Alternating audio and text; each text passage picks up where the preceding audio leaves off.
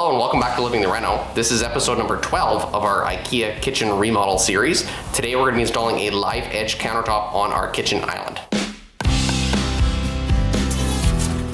We purchased this countertop from Rona. Although they make one specifically for an island, it is too big for our kitchen. So we bought the dining room table size and are using that as our island countertop. The depth of the counter with the live edges are at the perfect size, but the length will have to be trimmed down. After placing the counter roughly in place and figuring out the overhang we wanted, which ended up being 1.5 inches on each side, I set out transferring the measurements onto the slab. As this is a tabletop, there are grooves on the bottom side that end a few inches from the edges. In order to keep them from being seen, the width had to be split between the two sides and 2 cuts needed to be made. We also purchased this fine finished 60-tooth blade for our circular saw.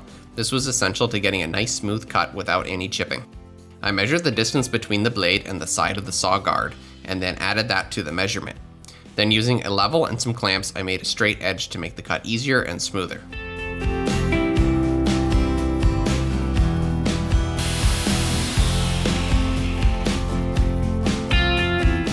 I was a little nervous making these cuts. You know the saying, measure twice, cut once. I ended up measuring at least a dozen times before making each of these cuts. In the end, it paid off and it was exactly the size we needed.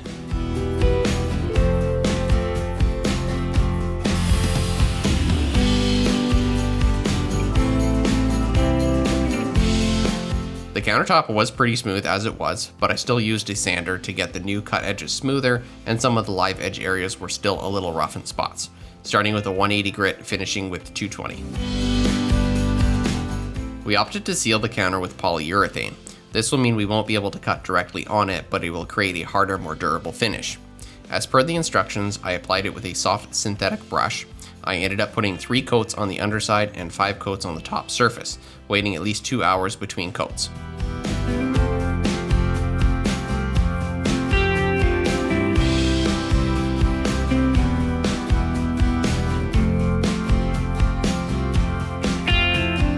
After putting the first 2 coats on the sides where the wood end grain is, I noticed the grain was lifting and creating a rough texture. I used a very fine 400 grit sandpaper. This made it feel smooth as glass in just a few seconds.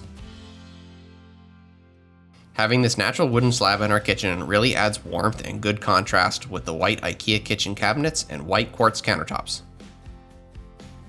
In order to install it, the microwave had to come out and some of the drawers as well.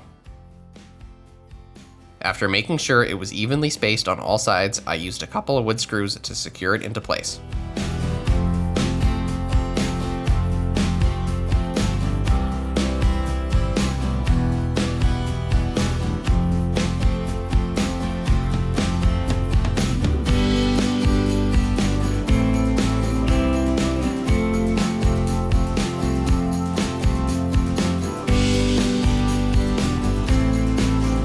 Thanks for watching today's video. If you like this video, please give it a thumbs up and feel free to subscribe if you haven't already so you don't miss the next episode in our kitchen renovation series.